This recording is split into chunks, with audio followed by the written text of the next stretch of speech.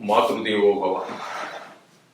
ఈరోజు మనము కుంభరాశి వారికి ఈ వార ఫలితాలు 28/1/2024 నుండి 3వ తారీఖు ఫిబ్రవరి నెల 2024 వరకు కుంభరాశి వారికి గ్రహ సంచారం ఎలా ఉన్నది, ఆ గ్రహ సంచారం వల్ల వాళ్ళకి కలిగేటటువంటి శుభ అశుభ ఫలితాల్ని విశ్లేషించుకునేటువంటి ప్రయత్నం చేద్దాం. ఇప్పుడు కుంభరాశి వారికి జన్మంలోనే శని యొక్క సంచారం జరుగుతోంది. ఇది శుభ పరిణామాన్ని ఇవ్వజాలదు, గోచార రీత్యా శుభ ఫలితాలను ఇవ్వజాలదు. ఇక ద్వితీయ స్థానంలో రాహు యొక్క సంచారం జరుగుతోందండి, అది కూడా శుభ ఫలితాన్ని ఇవ్వజాలదు. 3లో గురువు యొక్క సంచారం జరుగుతోంది, ఇది కూడా శుభ ఫలితాన్ని ఇవ్వజాలదు. ఇక 8లో అష్టమ స్థానంలో కేతు యొక్క సంచారం జరుగుతోంది, అది కూడా శుభ ఫలితాలను ఇవ్వజాలదు. ఇకపోతే 11లో కుజ బుధ శుక్ర 3 గ్రహాల యొక్క సంచారం జరుగుతోంది. ఈ 3 గ్రహాలు కూడా ఏకాదశ స్థానంలో ఉన్నందున కుజుడు బుధుడు శుక్రుడు కూడా శుభ పరిణామాలు కలగజేస్తూ ఉంటారు. ఇకపోతే వ్యయ స్థానంలో అంటే 12వ స్థానంలో రవి యొక్క సంచారం జరుగుతోంది, ఈయన కూడా శుభ ఫలితాలను ఇవ్వజాలదు. మొత్తంగా మనం తీసుకున్నట్టయితే ఈ కుంభరాశి వారికి 5 గ్రహాల ప్రతికూలత, 3 గ్రహాల అనుకూలత మనకి జరుగుతూ ఉన్నది. అయితే ఈ శని అనేటటువంటిది స్వక్షేత్రం కాబట్టి కొంత శుభ ఫలితాన్ని ఇచ్చే అవకాశం కొంతవరకు ఉంది, అశుభ ఫలితాల యొక్క తీవ్రత తగ్గేటువంటి అవకాశం ఉన్నది. అందుచేత ఆయన శుభ అశుభ 2 ఫలితాలు ఇవ్వడానికి సమర్థుడవుతూ ఉన్నాడు. ఈ 3 గ్రహాలు కుజ బుధ శుక్ర 3 గ్రహాలు కూడా ఏకాదశ స్థానంలో ఉన్నందువలన చాలా శుభ ఫలితాలు ఇస్తాయి. అయితే ఇక్కడ ద్వితీయంలో రాహు కుటుంబంలో చిన్నపాటి గొడవలు, భార్యాభర్తల మధ్య కావచ్చు, ధన విషయంలో కావచ్చు, వాక్ విషయంలో కట్టెత్వం పెరిగే వారి ద్వారా ఈ చిన్ని మనం సరిగా మాట్లాడినా కూడా అవతల వారు దాన్ని తప్పుగా అర్థం చేసుకోవటం, ఇట్లాంటి పరిణామాల ద్వారా ద్వితీయంలో రాహు సంచారం వల్ల ఈ దుష్పరిణామాలు ఏర్పడే అవకాశం ఉంటుంది. అందుచేత మాటను కొంచెం చాలా చక్కగా పొదుపుగా వాడండి. మౌనేన కలహం నాస్తి అన్నారు, మౌనంగా ఉంటే గొడవే రాదు అన్నారు. అందుచేత కొంచెం మాటలు అవసరమైనంత వరకు అవసరమైన వాళ్ళతో మాత్రమే మాట్లాడుతూ ఉన్నట్టయితే ఈ సమస్య నుంచి కొంచెం బయటపడేటువంటి అవకాశం ఉంటుంది. ఇకపోతే తృతీయంలో గురు సంచారం జరుగుతోంది. ఈ గురు సంచారం తృతీయంలో గురు సంచారం అనేటటువంటిది కొన్ని సందర్భాలలో యాక్సిడెంట్స్ అయ్యేటటువంటి అవకాశం కూడా చాలా ఉందండి. నా అనుభవంలో కూడా గోచార రీత్యా తృతీయంలో గురు సంచారం వల్ల యాక్సిడెంట్ అయిన చూశాము. మేము జపం చేస్తుండగానే మాకు ఈ విషయం తెలిసే జపం చేస్తూ ఉన్నాము. చేస్తున్నప్పుడే యాక్సిడెంట్ అయిపోయింది, కానీ ఆ మనిషికి ఏ మాత్రము దెబ్బ తగలలేదండి. కానీ ఆ కారు మాత్రం స్క్రాప్కి వేశారు, అంటే పాత సామానానికి ఇచ్చేశారు. అంటే అంత పెద్ద యాక్సిడెంట్ అయినప్పటికీ కూడాను ఆ కారు వారికి, ఈ జాతకుడికి ఎవరికైతే మేము జపం చేస్తున్నామో అతనికి ఏ మాత్రము దెబ్బ తగలేదండి. ఇది నా స్వానుభవంతో చెప్తున్నాను.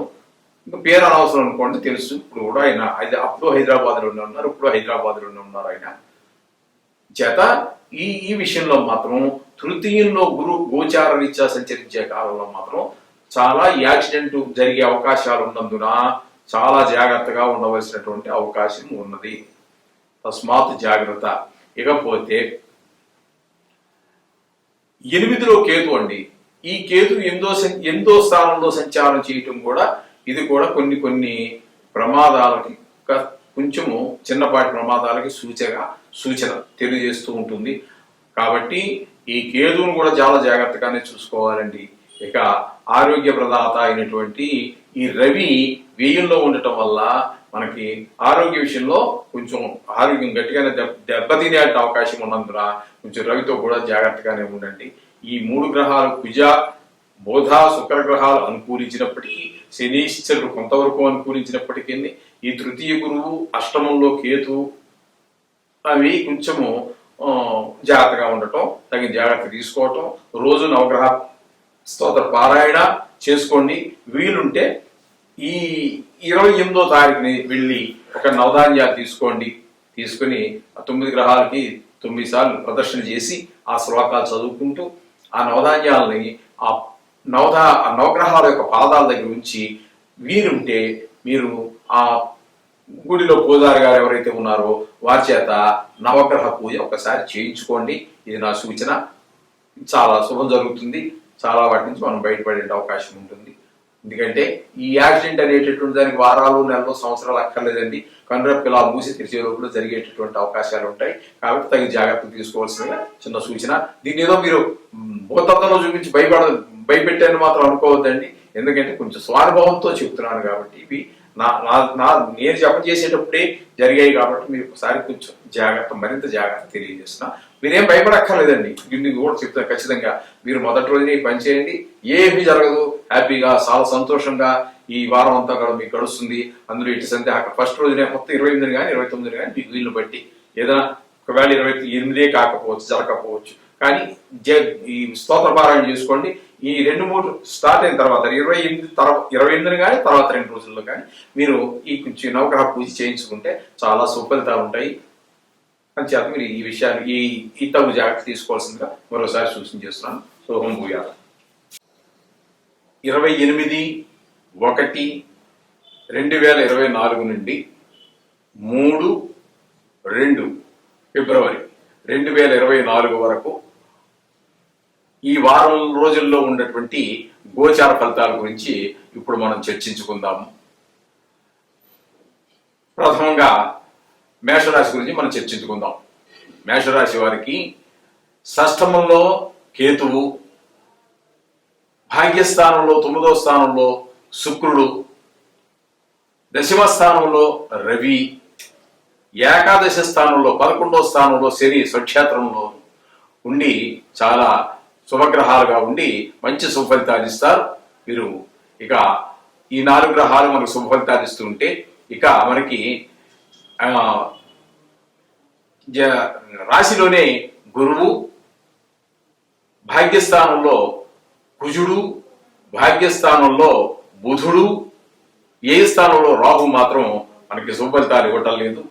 అందుచేత ఏ విషయాల్లో ఇవన్నీ మనం టోటల్గా అన్ని గ్రహ సంచారాన్ని విశ్లేషించుకుని చూసినట్టయితే మనకి 6వ స్థానంలో ఉన్నటువంటి కేతు వల్ల మనకి మంచి ఒక విచిత్రమైనటువంటి మనస్తత్వం ఉండటము, భక్తి మార్గంలోకి మనసు మళ్ళటము, ఈ విధమైనటువంటి ఫలితాలు మనకి కేతు వల్ల ఏర్పడుతూ ఉన్నాయి. అలాగే శుక్రుడు వల్ల వాహన యోగం, అంటే వాహన యోగం ఉంటే ఆల్రెడీ ఉంటే సరే ఎవరన్నా కొనుక్కోవాలి అనుకుంటున్న వారు ఉన్నట్టయితే ఈ వారంలో కొనుక్కోవడానికి ఒక కొత్త వాహనాన్ని కొనుగోలు చేయడానికి చాలా తగిన సమయంగా కనిపిస్తోంది. అలాగే సౌఖ్యాలన్నీ కూడా మంచిగా అన్ని కల్పిస్తాడు మనకి శుక్ర భగవానుడు వల్ల కనబడుతున్నాయి. అలాగే రవి వలన మనకి కొంచెము నేత్ర సంబంధమైనటువంటి వ్యవహారాలు ఉన్నప్పటికీ పితృకారకుడు కాబట్టి దశమస్థానంలో వృత్తిపరమైనటువంటి ఫలితాలు మంచిగా ఉంటాయి. మంచి ఫలితాలు ఇవ్వడానికి సమర్థుడవుతున్నాడు. అలాగే ఏకాదశ స్థానంలో స్వక్షేత్రంలో ఉన్నటువంటి శని భగవానుడి వల్ల మనకి మంచి ఫలితాలు ఏర్పడుతున్నాయి. ప్రతి విషయంలోనూ ఒక చదువు విషయంలో, పిల్లల చదువు విషయం కావచ్చు, ఇంట్లో భార్య మనం మాట వినడం విషయంలో కావచ్చు, మన గృహంలో కావచ్చు, ఒక ప్రశాంతమైనటువంటి జీవనాన్ని మనకి అన్ని విషయాల్లోనూ కూడా మనకి వ్యాపార విషయంలో కానీ అన్ని విషయాల్లోనూ కూడా లాభస్థానంలో ఉన్నాడు కాబట్టి అన్ని విషయాల్లోనూ కూడా మనకి లాభాన్ని చేకూర్చడానికి స్వస్థానంలో ఉన్నటువంటి వాడు. పైగా ఏకాదశ స్థానంలో ఉండటం కారణంగా మనకి శని భగవానుడు చాలా అత్యంత అనుకూలమైనటువంటి ఫలితాలు ఇవ్వడానికి సమర్థుడవుతున్నాడు. ఇకపోతే ఇక అశుభ గ్రహాల యొక్క విద్య గురించి చూసినట్టయితే జన్మంలో గురువు ఉండటం వల్ల విద్యా విషయంలోనూ కొంచెం ధన విషయంలోనూ వెనకబడేటటువంటి పిల్లల చదువు విషయంలోనూ మనకు కొంచెం వెనకబడేటటువంటి అవకాశం ఉంటుంది. అలాగే ధన విషయంలో మీ సంపాదన కొంచెము తగ్గేటటువంటిది కానీ లేకపోతే ఉన్నటువంటి డబ్బు ఎక్కువ ఖర్చు అవడానికి కానీ అవకాశం ఉంటుంది. రావాల్సినటువంటి డబ్బు చేరికంగా అందకపోవటం ఇట్లాంటి పరిస్థితులన్నీ గురువు వల్ల మనకి వస్తూ ఉంటాయి. ఇకపోతే 9లోనే ఉన్నటువంటి ఈ కుజగ్రహం వలన మనకి కొంచెము అననుకూలమైనటువంటి ఫలితాలు ఏర్పడుతూ ఉంటాయి. కొంచెం కోపం ఎక్కువ రావటము ఇట్లాంటివన్నీ ఏర్పడుతూ ఉంటాయి. ఇక బుధుని వలన మనకి వ్యాపారం కొంచెము వెనకబడుతుంది. వెనకబడటం వల్ల కొంచెము ప్రతి వారం జరిగినంతగా ఈ వారం వ్యాపారం జరగకపోవచ్చు. వ్యాపారం జరిగినప్పటికీ కూడా లాభాలు అంతగా ఎక్కువ రాకపోవచ్చు. ₹1 తక్కువ కంటే వ్యాపారం నడువుకి ఏం చేస్తామంటే లాభంలోనే ₹1 తగ్గించుకుని వ్యాపారం చేస్తూ ఉంటారు. ఆ విధంగా కొంత రాబడి తగ్గేటటువంటి వ్యాపారం ద్వారా వచ్చే తగ్గేటటువంటి వ్యాపారంలో కొంచెం ₹1 తగ్గేటటువంటి అవకాశాలే మెండుగా కనపడుతూ ఉన్నాయి. ఇక 12లో రాహు గ్రహం యొక్క సంచారం ద్వారా మనకి ఏంటంటే కొంచెము నీచజన సహవాసం ఇట్లాంటివి కొంచెం ఎక్కువగా ఊర్లు తిరగడం, పని లేకపోయినా అంటే పని ఏదో ఉందనుకుని వెళ్తారు. అక్కడికి వెళ్ళినా కూడా మీరు ఊరికే తిరిగి రావడం అవుతుంది కానీ ఆ పని అయితే కాదు. ఈ విధమైనటువంటివి కొన్ని వృధా సంచారం అన్నమాట. ఈ వృధా సంచారము ఇవన్నీ కూడా రాహు వల్ల మనకు జరుగుతూ ఉంటాయి. అందుచేత అక్కడికి వెళ్ళటమా ఊరు వెళ్ళటమా మానటమా అనేటటువంటి దాన్ని 1-2 సార్లు ఆలోచించుకుని ప్రయాణం చేసినట్టయితే అనవసరమైనటువంటి ఖర్చులు కొన్ని మనకి తగ్గేటటువంటి అవకాశం కూడా ఉంటుందండి. ఈ విధంగా ఈ వారం యొక్క మనకి ఫలితాలు శుభ ఫలితాలు అన్నిటి వేరీ చేసుకుని ఆచితూచి మనకి ఏ గ్రహాలు అనుకూలిస్తున్నాయి, ఏ గ్రహాలు అనుకూలించడం మనం చెప్పిన దాన్ని బట్టి మీరు ఆలోచించుకుని ఒక అడుగు ముందుకు వేసుకుంటూ వెళ్ళండి. అలాగే రోజు మనం ప్రతిసారి చెప్పుకుంటున్నట్టుగానే ఈ యొక్క నవగ్రహాల యొక్క స్తోత్రం మాత్రం రోజు చదువుకోండి. వీళ్ళని బట్టి గుడికి వెళ్ళండి. ఈ విధంగా చేసుకున్నట్టయితే చిన్న చిన్న దోషాలు అవి కూడా పోతూ ఉంటాయి. బాగున్నటువంటి గ్రహాలు అనుకూలమైనటువంటి గ్రహాలు మరింత సుఫలితాలు ఇస్తూ ఉంటాయి. అందుచేత ఈ విధంగా చేసుకుని ఈ వారం రోజుల యొక్క ప్రయాణం గమనం అంతా కూడా శుభప్రదంగా జరగాలి అని కోరుతూ శుభం భూయాత్.